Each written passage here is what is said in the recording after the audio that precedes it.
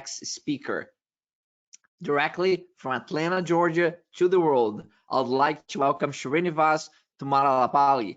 He is the Chief Enterprise Architect for Fifth Third Bank, currently leads the architecture efforts for several transformation activity efforts for the bank in the areas of tech resilience, cloud adoption, next generation landing zones, bank core modernization, portfolio simplification, app development maturity, and much more. Srinivas also researches the tech trends and evaluates emerging tech for adoption by the enterprise. Prior to Fifth Third, Srinivas delivered API and cloud frameworks for Capital One while leading the inner sourcing strategy, delivered enterprise architecture blueprint for several IT capabilities needed for Walmart middleware tech portfolio, and led teams to deliver a state-of-the-art SOA suite for AT&T Southeast. So, ladies and gentlemen, you're in the capable hands and expertise of Mr. Srinivas Thummalapalli. It's an honor to have you with us and very much look forward to your presentation. Thank you. Thank you for the great introduction, sir. Looking forward to the presentation. Let me know if you can see my screen. Yeah, right now we don't see the presentation. Yes, that's the right one. Perfect. All right, thank you, sir. So welcome to the EA Live conference. Thank you very much for hosting me here. The topic for today I wanted to speak about for about 20 to 25 minutes or so is expanding your developer base. As a chief architect for a major bank, I keep researching several trends, things that can help my bank with. And I just came across this trend called low-code, no-code development, which I thought was very intriguing, very interesting for us to discuss. And I'm speaking about this in a couple of other conferences as well. What this basically means is that, like, at any major company that you look for today, anything that has been in the industry for about 20, 30 years of existence or so, you typically look at that enterprise with people that you hired like 20 years ago, 25 years ago when technology transformation started. We were moving away from green streams to like Unix-based systems and then Java-based systems and etc. A lot of technical talent came to the industry about 20 years ago.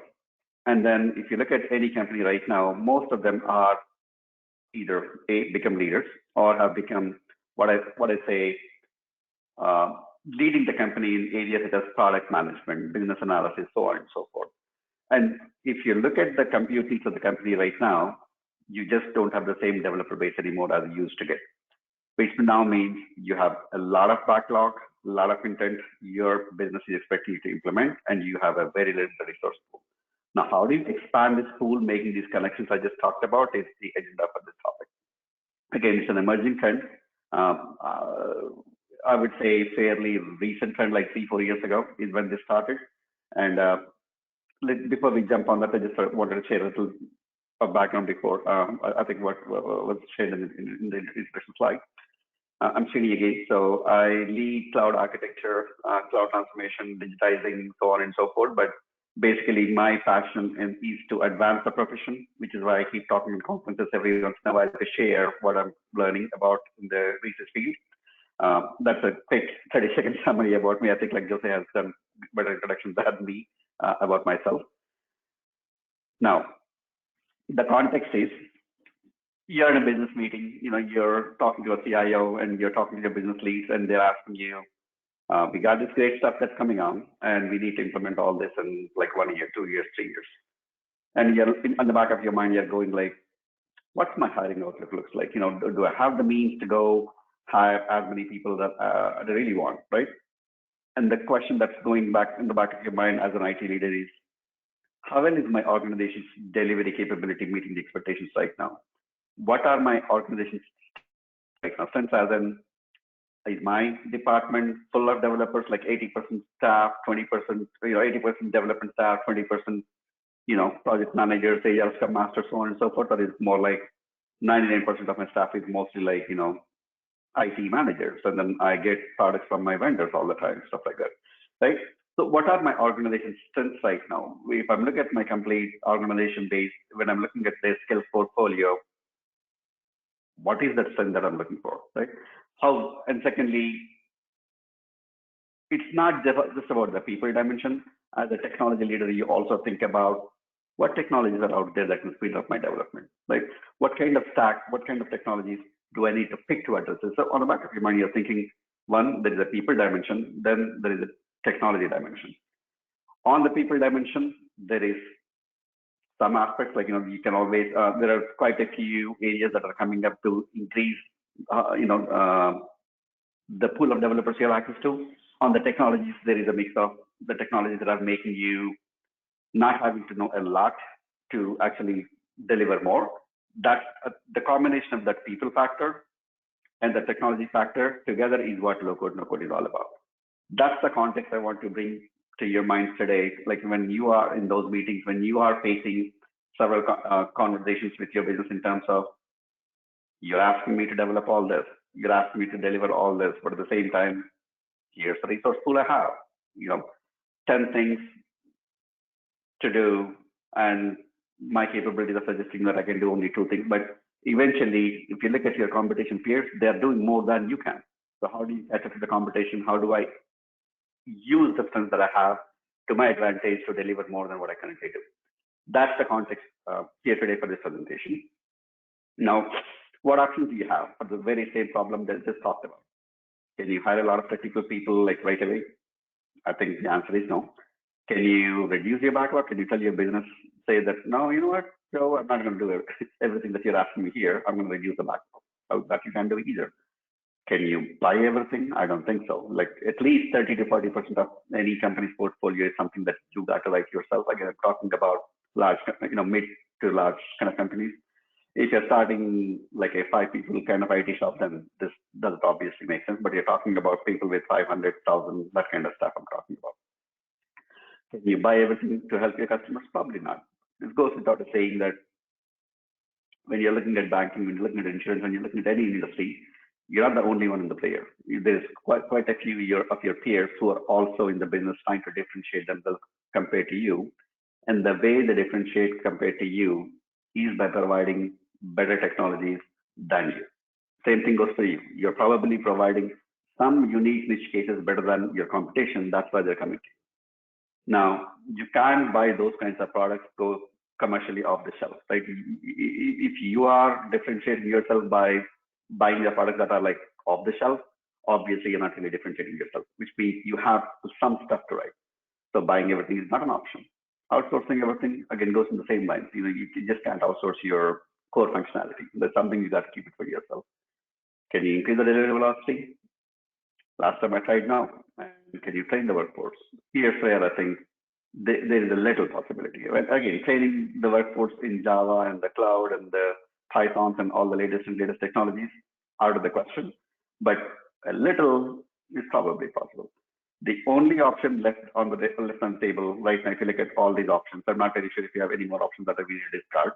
At least when I went through for my kind of analysis, obviously didn't fit from my bank very well, but at least definitely there's a lot of other banks, a lot of other companies that will fit the case very well. Expanding the developer base is your only option on the table, I think, which is why we need to focus on this technology. Now, what I'm about to share is not, or what this low code, no code thing is not the only thing that happened in the fashion industry. Like if you look back in the history 20 years ago, people were coding on, thick, big black screens, right? On the Unix screens and stuff like that. Then the concept of visual development came in. The Visual IDE tools, I'm talking about Visual C++, Visual Basic, Visual Pastel, so on and so forth. You are able to deliver more code quicker because you can import the libraries quicker, you can insert the libraries quicker, the reuse of the concept and everything. That visual development made this, how do you say, the amount of automation you can bring to a company, it was a game changer back in the day, visual development. Pretty much every company, late 90s, early 2000s, started buying this visual development tools. And suddenly it gave rise to a whole lot of brand new set of developers, people who didn't really need to have a lot of computing background. Up until 95, 98, you needed a computer's degree to have a career in computing. 2000s, like anyone with a couple of months of training, they can become the developer of their own. Then came 10, 10 years ago, I think 2008, 9 timeframe BPM. I don't know if you have been in the industry for that long. That helped this problem of delivering more with the same people that you have address a little because it's all like visual modeling. You draw the models and then you insert and the code comes across, right? And then you take it across and deploy. You still need developers to deploy that, test it and stuff like that, but automate it, of course. But at least you did not need a lot of developers to code all that stuff because BPM tools made that possible. 5 years ago, 6 years ago, cloud was a reality. You started focusing more on development, less on infrastructure. So suddenly when you look at your 1,000 people organization, 10,000 people organization, suddenly your developer will expand from 5,000 developers, 5,000 infrastructure to 10,000 developers. I've been a part of one such journey where our focus was like 40% infrastructure, 60% development 6-7 years ago. When we decided to go cloud, we decided maybe we don't need the infrastructure engineers because now we can get cloud. Maybe we need those 40 people to do actually coding instead. So that's how we expanded the developer pool with the cloud. Now, if you're looking at this current trend, what else is out there in the same vein of like every 5 years, you've seen a trend that happened that helped you expand your developer pool, expand the number of people who can actually code this stuff. Now, where we are, what I'm looking at is low code, no code. So again, it's relatively a new entry, but I've seen that in Gartner's charts, Forrester, etc. The thing is, I don't know how many of you are familiar with Gartner's and the Forresters, like where they track different vendors.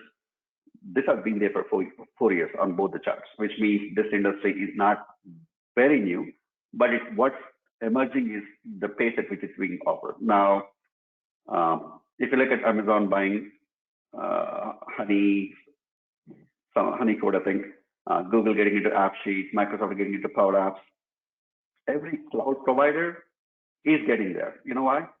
This is what I think why it is. Every company out there has a contract with AWS or Google Cloud or Microsoft right now. But if you look at the number of compute units on the cloud right now, there's not much.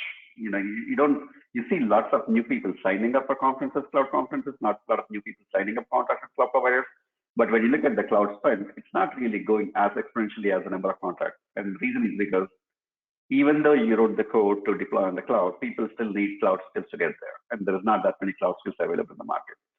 When you put them together, that's what will appear as a game changer to you, saying the cloud providers think the industry hasn't acquired enough skills to actually run faster to the cloud, which is why now they're trying to buy these tools to make it easier to get to the cloud. In other words, you don't have to take care of all the DevOps pipelining and all the kind of aspects and stuff like that. All you need to go back is some basic skills in coding, some basic skills in probably visual modeling. You should have an application ready to go. So that's why I'm thinking my perception is that this low code, no code is going to significantly occupy a majority, not majority, but a significant portion of enterprise as seen in the next future. So what is this low code, no code? If you have the code, something you open editor, start writing code, deploy, build a pipeline, so on and so forth. Here we are talking about something on the cloud, something on a managed provider, a visual modeling tool where I say, I need a widget here, I need a workflow here, I need an API here, I need a database here. Check, check, check, you got the code, right? Virtually you haven't really coded anything in this flow I just said. And yet 5 years ago, we didn't have, the industry didn't have those kinds of vendors who can provide that kind of visual modeling. It evolved because of the problems that I said. The number of items the business is asking you to code is increasing exponentially, and the number of developers you have access to is not. The ratio is simply is not. So that's what low code, no code does it to you. Well, I kept focusing on expand the pool.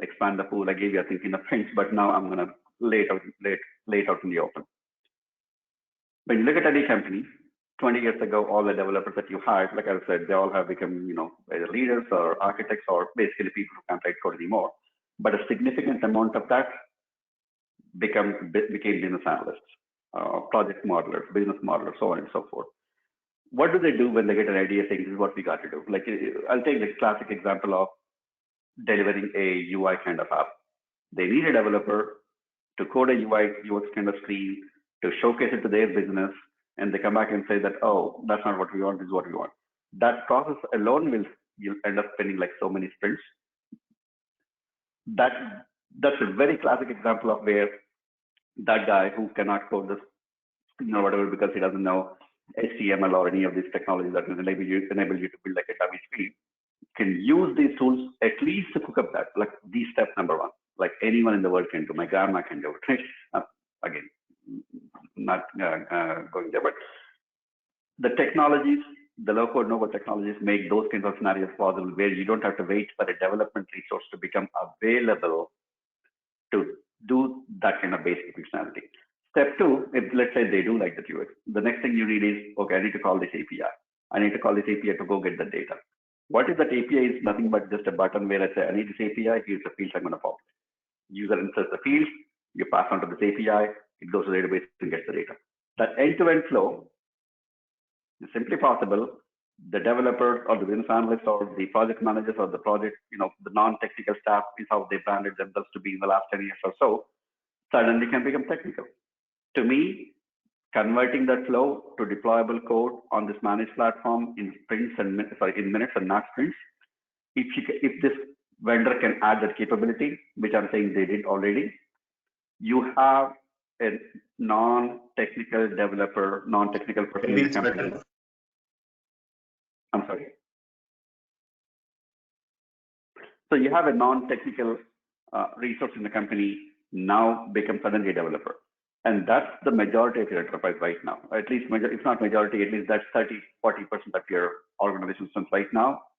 They can start thinking in these terms to say, I can use this technology to do these kinds of use cases, which I don't need a developer anymore, because the most valuable resource, the most valuable critical resource in right now is the developer bandwidth, and that's very limited.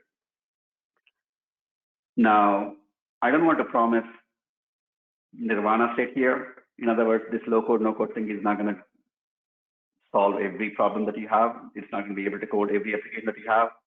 You can't change your core system because using this low-code, no-code. But what can change is the customer touch points, the business processing functionality.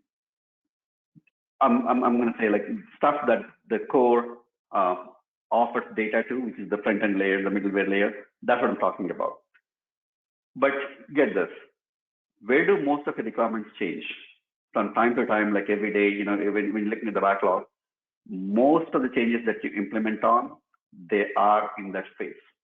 So while I'm saying this low code, no code is more that kind of, it makes a good case to fit that kind of tiers, but that's where your changes are. So the use case, I would not look at it as a handicap for this technology. That's not it built for. It's not a defect. It's more like a feature that they didn't want to accomplish because they want to focus on where the changes are constantly happening, the UI, the digital, those kinds of things. I don't know if I can recall the exact research paper that I read, but the predictions that are made for this platform is that it will occupy around 50, 60, 70% of the enterprises, not 100% in the next 3 years. And within those each enterprise, it can go from anywhere from 5% of your footprint. In other words, if you have 100 applications in your company, this is a good case for either 5 applications or maybe 20, like somewhere in between. So it's not going to be good fit for 80% of your applications. But the 5 to 20 is where you're constantly changing code anyway. That's exactly why these providers have come up and offered these kind of technologies to the industry. Now, if I have to take a look at the market survey, like I was mentioning a few minutes earlier, right? If AWS, Google Cloud, Microsoft, they are buying these vendors, there's got to be something behind the scenes, right? When they offer them, they are trying to make their customers code applications, deploy applications onto their clouds faster. And that's a win for them, right? So they have made some acquisitions that can potentially help them to get more business onto their platform quicker. The other trend I observed is it's not exactly a cloud provider, but I come from banking. And I'm looking at I constantly read about vendor codes and stuff like that. And I came across this banking provider called Temenos. They're not a bank, but they provide IT bank as a service to banks. If they're also buying it, it means now they're shifting the industry to the extent that when you buy this core from me, what you need is a typical mobile app or a web application or something that your customers see. You can use this tool to code them quick, like develop your own mobile app, develop your own web app for your customers, you're already getting the core from me, you get these two, right? So the industry leaders who are providing this platform as a service or software as a service to major entities like banks or retailers or whoever, they are acquiring these small players to become a good play, to become a dominant player in the low-code no-code industry, except that they want to do it only for their customers. So to me, that's a significant segment where you can focus on. The second segment is market leaders. Like 5 years ago, lots of companies came around. The last time I checked, there is around 200, 250 companies that are out there who are offering these kind of products. I don't know these. I don't know if I can call them like market leaders, like APN or systems vendors, etc. But there's maybe a few more. Sorry if I missed any. But if you look at them, they've crossed like what I call a $1 billion market cap. And anytime you're looking at the industry and you're looking at any unicorn kind of industry, when you're starting to see some products emerge with a $1 billion market cap, it's a magical figure. Like 20 years ago, I was at Walmart, and when we were talking with my fellow employees, Amazon just turned a $1 billion company, or I think year 2005, somewhere in there, it became a $1 billion company. And to us, it's new. It was on to be something big, right? We as a retailer back in the day, when we were following retail industry, somebody turning a $1 billion market cap, that's a significant milestone. In this category, I'm talking about, there is 3 players at least who have crossed the $1 billion market cap in the recent years, which means this is not a innovation item. It's not something that you want to experiment and be happy and clap and go home at the end of the day. This is a real thing. Gartner and others have been tracking you for 5 years. That's another significant fact to know, that if research institutions are tracking this to see who's winning, who's the leaders, etc., it means it's a real industry. Now, the last type of vendor, which to me makes more sense for some banks or some companies who don't really have enough developers to do a lot of things really quick. What you need to also look for is probably some vendors who want to convert themselves into, I'm a low-code, no-code provider for a retailer. I'm a low-code, no-code provider for a insurance company. I'm a low-code, no-code provider for a retail bank. When I'm saying this, when you put the code out on their provider to actually do something for your customers, the first thing they need is backend integrations. In banking, for example, the first thing you need to look for is when you open an account, they look for a driver's license. They want to go check the backend systems such as Equifax, TransUnion, etc. Check the credit history, their driver's license history, so on and so forth. How do you make those integrations possible? Basically, like you have to write the API and then start integrating with their backend and get the plumbing done. If you pick someone from the cloud provider market or the market category, you still have to get those kinds of plumbing done on those clouds.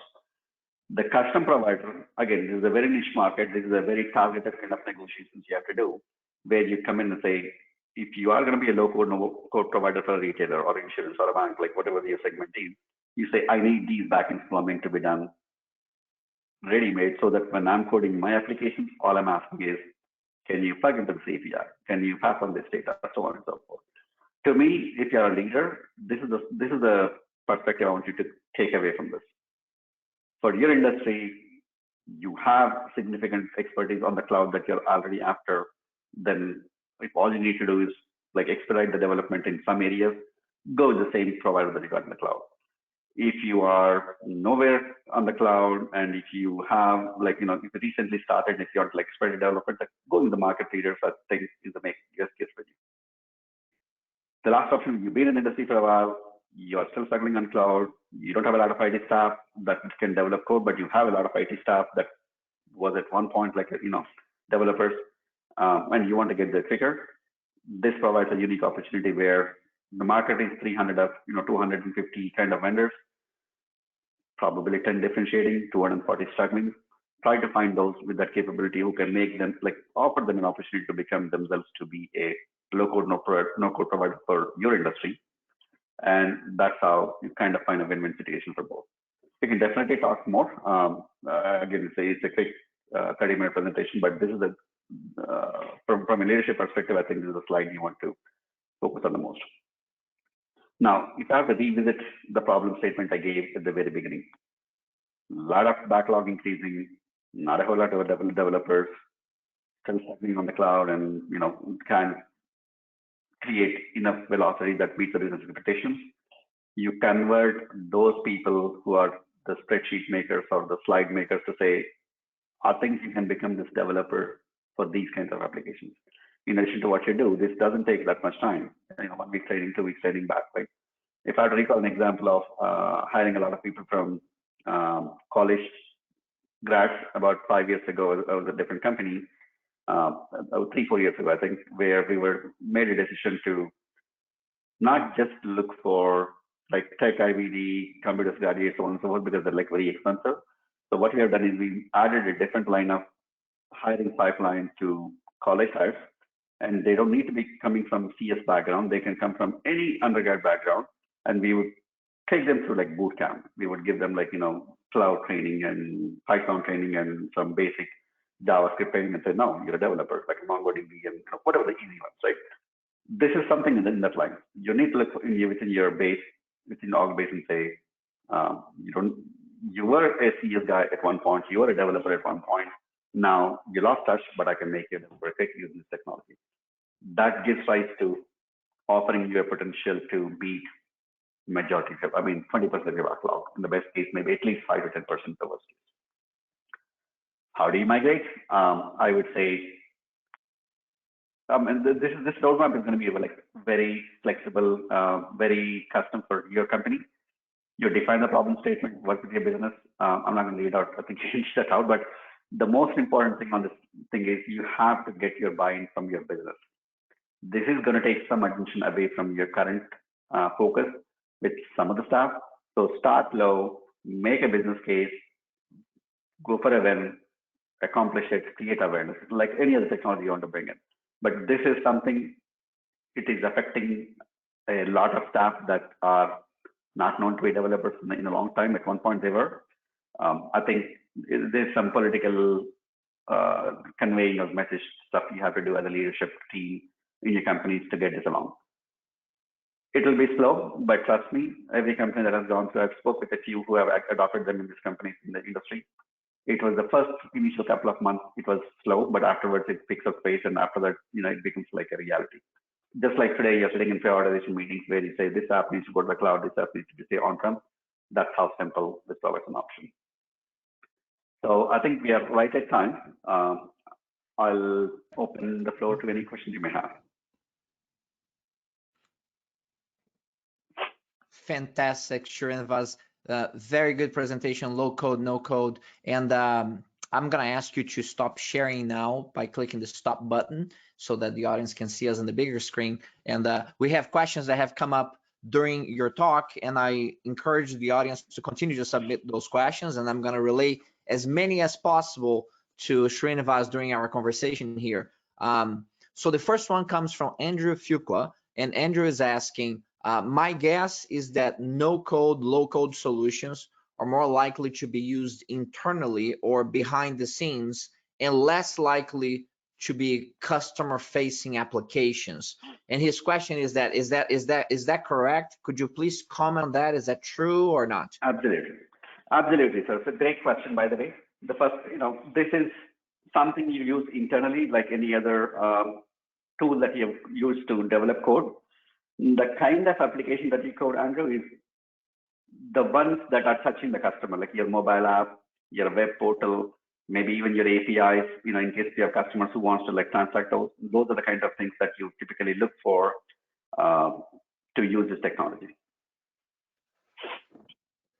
Very good. And how widespread, Srinivas, are these technologies and the vendors today? Give us a feel for what the market looks like today. Yeah, thank you. Great question. Like there was about 200, 250 vendors out there, companies like small scale of various sizes.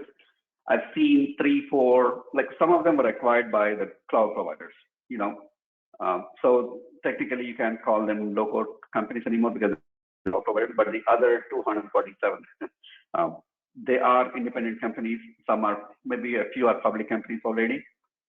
When you are facing an industry where you have like 200 plus kind of vendors, definitely I would say it's a very widespread, right? in terms of adoption, this industry started about 5 years ago.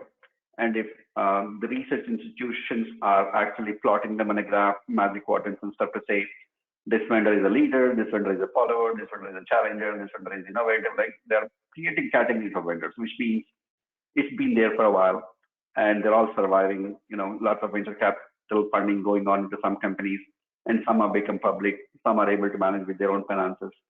Definitely, I would say from an adoption perspective, I've seen quite a few companies actually poking their fingers in it. In other words, if you look at production workloads, there is a few, but in terms of active research going on, active POCs, active innovation efforts that's going on, there's plenty of them on the table right now. I talked to some of my friends in the architecture community from different areas, different companies, different banks, but every one of them I met at least said they're going to take a look at this year or next year to see like how far they can fit. Plus, this does show up on, like, if you go to research institutions, when they say top 10 things that change the impact the industry, this shows up on every such trend. So adoption, getting there, it will probably occupy 5%, 10% of the footprint. One of the research institutions said it will occupy almost 65% of the companies will be on it by 5 years or something like that. Excellent, very good. The next question is still related, following up on that, is one that you probably can spend an entire presentation just on that question, but maybe you can provide some insights. I think what the participant is looking for here is your practical experience and insight on, and the question is, what has been your experience? What you look for? What type of criteria do you use when you're selecting a partner for low code, no code applications? So in my mind, if your strength is that you can do stuff on cloud fast, you have a lot of IT staff already, and you have pretty well like core staff established in the company to take care of your infrastructure elements, to take care of your automation aspects, and all you're looking for is some tools to exploit your development. I think you need to go with your cloud providers. Like you're probably on a cloud already. Whoever is providing that low-code applications on the cloud, you go with that guy because you already have a staff. Then there is a second aspect of it, like you're very new, you have not much IT staff at all, and you want everything to go. In other words, like you barely started 5 years ago, you barely started 3 years ago, you don't have a lot of IT staff, but you have a lot to accomplish in relatively quick time. Going with the market leaders present you the complete enchilada, right? The complete use case, but you will be limited there in that case because they won't do everything that you ask them to do because they are leaders already. They don't really need you to tell them how to do stuff. They said this is what the industry needs to offer. I've made my mind on it. I went through this path. The last option is where if you pick up an emerging vendor, if you're a company who is like a large company with a good financial background, but not a lot of technically savvy staff, for you, I think the last segment, which is find an upcoming vendor because they would tell you they would do anything that you need to earn your business. In that process, you are giving them an opportunity to learn your business. Like if I were in that category and if I would go with a vendor, I would say, as a bank, financial institutions know me, ACH knows me, Fed knows me, right? Equifax knows me. Now, when you tell them that you're coming from me, they will give you, access to those kinds of APIs and stuff like that. Suddenly, you're doing it for me as an IT provider. While I'm using the service, the same functionality, capabilities that you build for your platform, you can sell as your IP to any other bank in the future. I'm done with this. I already got what I needed. I've taught you banking. I've taught you retailing. I've taught you insuring. You gave me IT capabilities. So look for the win-win situation if you're the third kind of category. To me, those are the three segments. I mean, there's probably a few more on a high level. That's how I would pick a partner, depending on who you are, what your strengths are, what your weaknesses are. Those are excellent, very useful, practical insights. So thank you so much for that. Now, low code and no code applications, as you mentioned, they have been around for a while, and then they continue to mature. Is there something about now and the current timing that you think that makes them, better or worse, or is the timing right now for low code, no code applications? Absolutely. I would say timing is right now, which is why I'm talking about this year. I mean, usually every year I pick something that's happening I learn, I get passionate about it and talk about it, right? There's a couple of reasons. Um, if you look at the focus on any company right now, in the audience companies, I'm sure they can question themselves. They look at the spend that organizations are making. It's all in the digital space. They want to help the customers in the digital arena because customers can't come to your store anymore, can't come to your office anymore, can't come to your branch anymore, they can't come to your bank anymore because of COVID and whatnot. So the rapid expansion of the digital footprint, like every company, what they saw is now putting up more ways to do banking online, more ways to do e-commerce online, more ways to do insurance online, more ways to do like whatever that your business does, your budget managers are spending more and more on the digital channels. This low code, no code is that answer to expedite the development in that space. So to me, the timing is like, yesterday, but definitely today is not a bad place to start. Yeah, well, it's a great value creation option here for development. This is really unique. Now, when you look, you have alluded to this during your presentation, and I assume that it seems that there is quite a bit of segmentation in the market that has happened with the providers as well, and maybe they have focus in different areas. And of course, you have a very strong probably view of what happens in the banking, financial services kind of applications. I'm curious about what are some of these emerging segments that you may have for these applications, and also whether there is maybe a one size fits all type of approach. I'm not sure. Definitely, I would say there's no one size fits all from what I can see. In other words, I worked for about 5 companies in my 20-year career: AT&T, Walmart, Capcom, TCS, and now Fifth Third. Every company is so unique, right? Even when I'm talking to some of my friends, architects from other banks and other companies, especially when you go to like AWS conference, for example, you run into like lots of friends from the companies. And you end up sitting at the end of the day and you're discussing like how do you guys use your stuff, and how do you do my without really exchanging any confidential information, of course. When we're discussing like this capability stuff, there is no unique company out there, which is the reason why when you look at 200 companies who are evolving, they all came with a unique reason. Every company that you talk to, these low-code, no-code providers, they offer something different. That's why I could go probably expand that into like 20 different sections, but I put them in 3 categories so that they fit like somewhere in the category. So I think in my mental mind, those are the 3 categories I came up with. Probably there's like a few more, but to me, there is no one size fits all. I'm sitting here, I can't say you have to go with this vendor, you have to go with this kind of provider, you have to go with this kind of segment. Think about like 3 options and go with like one of those.